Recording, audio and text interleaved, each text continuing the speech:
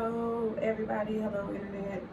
Welcome to Sitting with Solana, and today I am going to do a review on the Wendy Williams movie and documentary.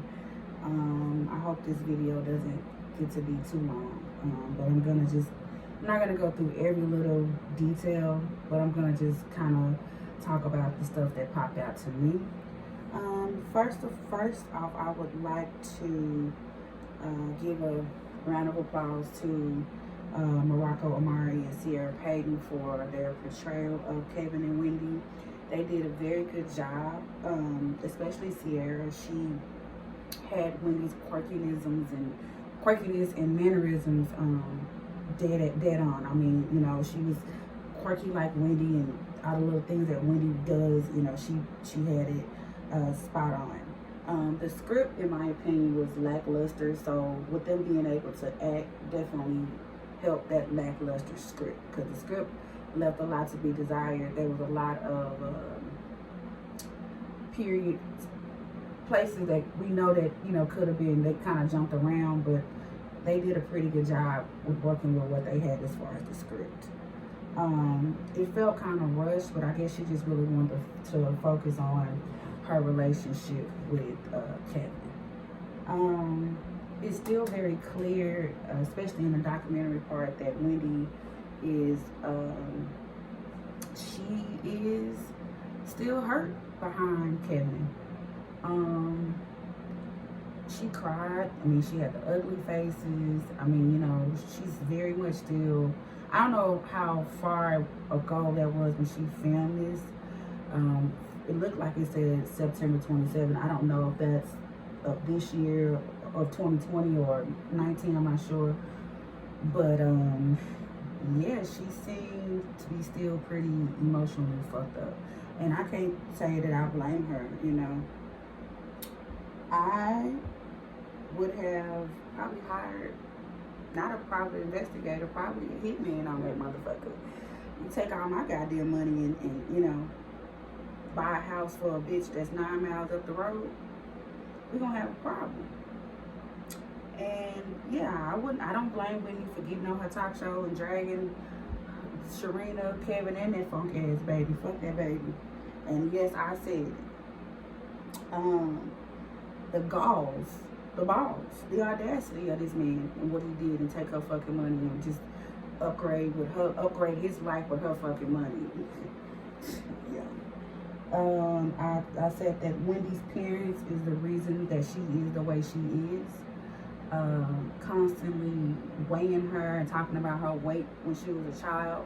Parents don't know the damage it does to child self-esteem when they are told that they're, you'd be pretty if you weren't fat.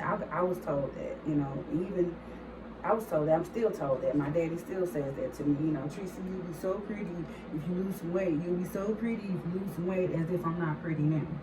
So yeah, it's just a constant always being ragged about how big you are, like you can't see how big you are in the mirror. It's just annoying. But old people gonna be old people. What are you gonna do? I just wanna also talk about the people who, and even I can even admit that I, was caught up in this Wendy Williams and all this stuff, that we used to say about her, and it's just not right. It's, Wendy is not ugly. She was not ugly. And how people are saying, how can Method Man sleep with her? How can any of these people sleep with her? I don't know if y'all heard about the Around the Way girl that LL made a song about, but that was very much real, and that's very much what Wendy was giving. Very around the way girl, very girl next door, very hood chick, she kind of gave Spinderella vibes. If you ask me, in the face department, I don't think she needs to do anything to herself. Maybe if she wanted to lose weight, she could have worked out, but definitely need to go get a lipo surgery and all of that stuff that she got. Although, albeit, after the surgery, she looked damn good. Body was banging, honey. So I guess, she knew what she had to do to claim her spot, and I guess losing weight and getting right was the way to go. I said that, hell, I was Wendy when I was growing up. I used to read all the Vibe magazines, all the tabloids, all the National Enquirer. I remember when we used to go to the grocery store, I used to let my mama go grocery shopping while I go read the magazines, the Right On magazines, and the Vibes, and the Sources, and all this stuff, you know, that I used to read as a child. And I also was accused of talking too much and being in people's business and being nosy. I accused my daughter of the same shit. She got it honest from her mom. And that's partially why I ended up majoring in PR, because I like being in people's business. That was just, sorry, it's in my nature. So I put down here that we have to give Wendy the respect that she deserves. Before her, there were no black gospel radio stations or magazines or anything as a black hot topic. I put Ricky Smiley and the Breakfast Club and Steve Harvey, and all of these people need to give Wendy Williams her props, because she paved the way for all of them all of the black shock jocks and all of the radio personalities across the country. She is the one who really put that celebrity gossip radio jock stuff on the map. She deserves all her flowers. She was the queen of black radio, and I'm not gonna argue with nobody about it. She ran the 90s and the 2000s, and that's on period, no cap. Argue with your mama about it. Don't argue with me. As far as her being on the coke, that was part for the course back then. Hell, it's part for the course now. It's just what people did. It's just what people do. Now, a lot of your favorite celebrities be on the perks and the coke, and back in them times, they used to freebase and all that shit. It wasn't really until crack hit the community that coke started to be frowned upon, and it's really never is really frowned upon, because that's considered a rich people's drug and not a poor man's drug. So her doing coke really wasn't a big deal. I guess it started to be a big deal as it started to take a toll on her health and her looks, because baby, them wigs and whoop, she looked like a coke whore. Some of those pictures that she was posing with Kevin, good Lord. She looked like a damn, I just got a notification that my stepdaughter's mother is COVID free, praise the Lord. Yeah, she looked like a cokehead, and those wigs was bad. But, you know, I guess Kevin came around and, I guess made her kick the habit, which is good, and I'm pretty sure was beneficial to the longevity of her career, because I don't think that she would have had the longevity that she has had she still been on coke. Because we all know that most of the time that turns into crackheads and all other type of shit, and nope. A lot of stuff that I do know about Wendy Williams, I am not going to spill, because I have a friend who used to work for her. Hey, Joey. And a lot of stuff that we talk about, he's talked to me about, you know, I don't want to get him or me in trouble for saying anything. But I know a lot of stuff, you know, especially the abuse stuff. And from what I was told and what I've heard, that Kevin was abusive to Wendy and the staff. From what I understand, he used to come in there and wreck shop. You know, pull Wendy out, you know, pull her into the room, and you can hear them fighting or whatever. They almost basically said they never saw him punch her, but yoke her up, grab her by the neck, choke her up. Nobody denied that. And she even said, he didn't hit me. I would fall and break my arm. No, bitch, he would push you and you would fall and break your arm. Stop it, Wendy. I know that I don't know why you want to protect him, but it is well known across the industry that Kevin used to go inside your head. That's on period. We can read between the lines. We can use context clues. We know. Okay? And I also have friends that were in abusive relationships, and you sound just like them. Except they now admit that they were in abusive relationships. So go off, Wendy. Go off. As far I put I really felt sorry for Wendy doing her miscarriages and having to have not one but two stillbirth babies. I could not imagine when I had to leave my baby in the NICU for 12 days. That shit was rough on me. So I can imagine, walking around taking pictures, being pregnant, having a belly, and then having to freaking deliver a baby that's dead. No woman should have to go through that shit, and let alone twice. So that kind of explains maybe why Wendy may have been a little bit bitter in her career, or a little bit angry in her career, because she's dealing with infertility issues, and that's a little rough. That's not a little. That's a lot of. That's rough to have to come to work every day, and then knowing in the back of your head you scared that you're gonna lose the baby, or you just lost the baby, and then come to find out that all she had to do was just be at home, and she would have kept her babies. All she had to do was just go on bed rest and just chill, and she would have been straight. It's messed up that women have to go through 2 and 3 and 4 doctors to get the answer that we need for our bodies, especially black women. It's just so messed up what black women have to go through. As far as us getting the proper care that we need. Just messed up. The Sharina situation. Okay, so here we go. I am an avid Charlamagne the God follower. I follow anything that he's on. I'm watching it. He is very inspirational to me. His whole story from coming from Moncks Corner, South Carolina, and making it all the way to being the #1, shock jock in the country is just an amazing story. He talks about the situation with him and Wendy and Kevin a lot. If you listen to The Brilliant Idiots, if you listen to his books, he's always talking about the situation. Well, not always, but he has discussed the situation with Wendy, Kevin, and himself on several occasions. A few times, he, in the beginning of it, he wouldn't really tell the full story of what really happened, because, I guess, I don't know if he was afraid of Kevin or whatever, but it wasn't until recently when Wendy finally was rid of Kevin that is when he really gave all the details of what happened in the situation. So from what I understand, Sharina was a friend of Charlamagne from South Carolina. They knew each other from South Carolina, and he introduced Sharina to Wax.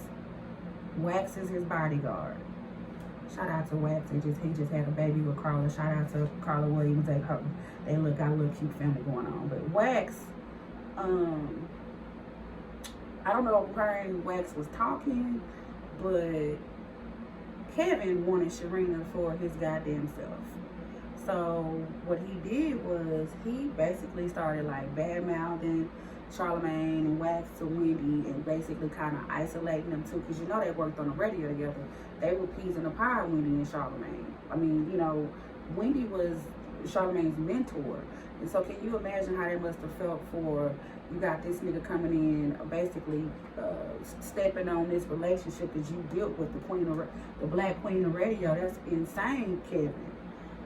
So basically, Kevin wanted Sharina for himself. So he basically got Wendy to fire Charlamagne, and that is how he was able to keep this secret for so long, because he didn't have nobody in the middle anymore. So imagine Charlamagne had been holding this situation and holding this story in for all of these years, knowing that, people thinking that Charlamagne had something to do with it. He introduced them, but it was nothing like, hey man, holla at my friend. It was never that intentions, and that is what Wendy That's what Wendy said on the documentary, that it was not in bad intentions when Charlamagne introduced them together. Kevin just liked what he saw and went for it. And that's fucked up. It really is. It's all these relationships that Kevin ruined just because he was an asshole and a bully and a fucking whore.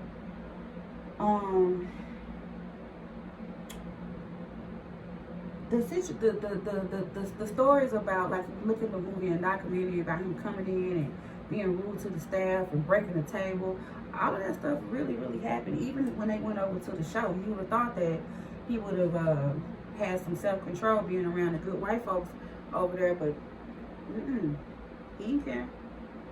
So yeah, he was cutting up over at the show, and then, you know, being more and more reckless with Sharina and then all the other hoes. And so, you know, what happens when you, it comes to a point where everything's going to come to a head. And I think when, you know, when you're in a situation where, when she said, like, she found out that he was having the affair with Sharina and she just put up with it for 2 more years because of her son, I can totally understand that situation. We put up with a lot of shit for our kids, for the sake of our kids. She didn't have to. That's the thing about Wendy.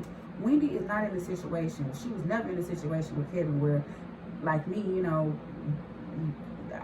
you financially dependent on your spouse. It was never the situation like that for her. So everything that she put up with Kevin was because she loved that nigga and she wanted to do it. She didn't need him, no way.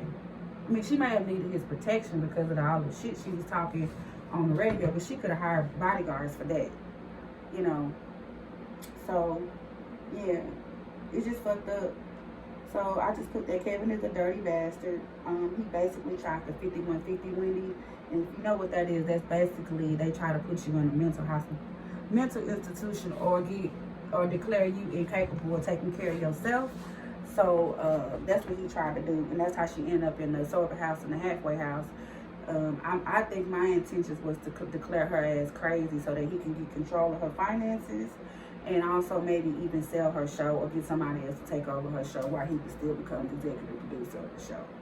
That is what I'm thinking that he was gonna. That was his goal. You know, it's just sad. You know, and he gaslighting the shit out of her. You know why she going crazy. You know why she drinking every day. You know why she drinking heavy. Because she got to know that your ass is grabbing a corner up the street with your bitch. 9 miles. She's better than me because I would have, fuck a spray paint, I would have probably burnt that house down. I would have went to jail for arson. You're not going to just be living in a nice ass house with a dog and a pool off my motherfucking goddamn money. Yeah, I'd have been in the mental house, all right. For sure.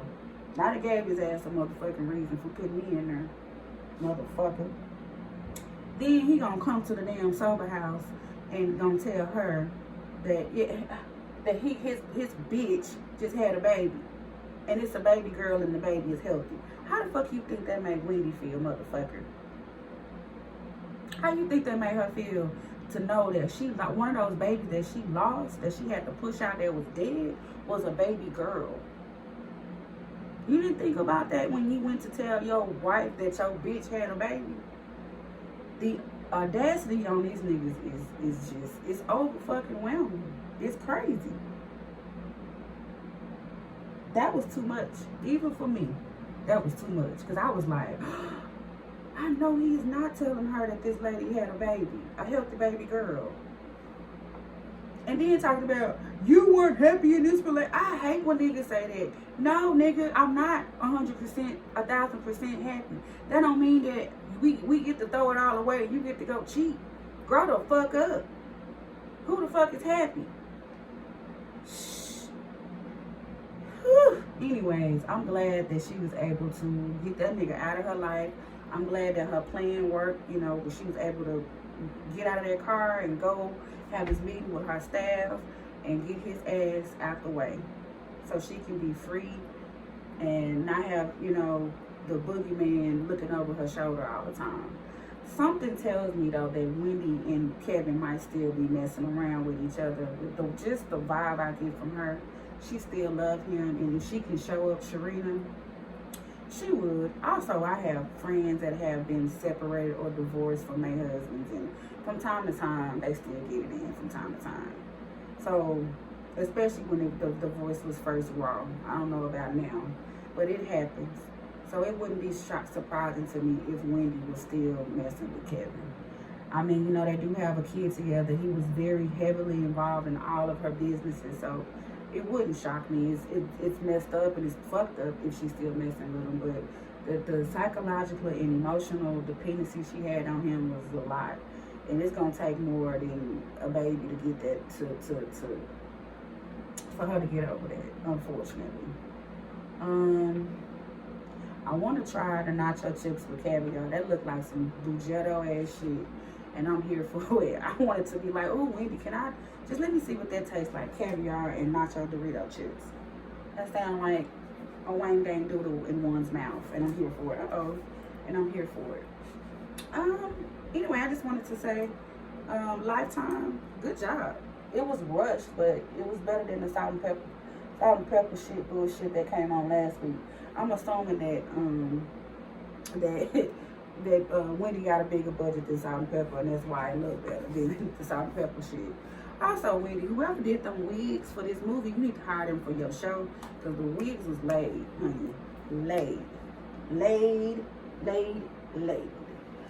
But it's my overall review of the Wendy Williams movie and documentary. Overall, I would give the movie, I give the movie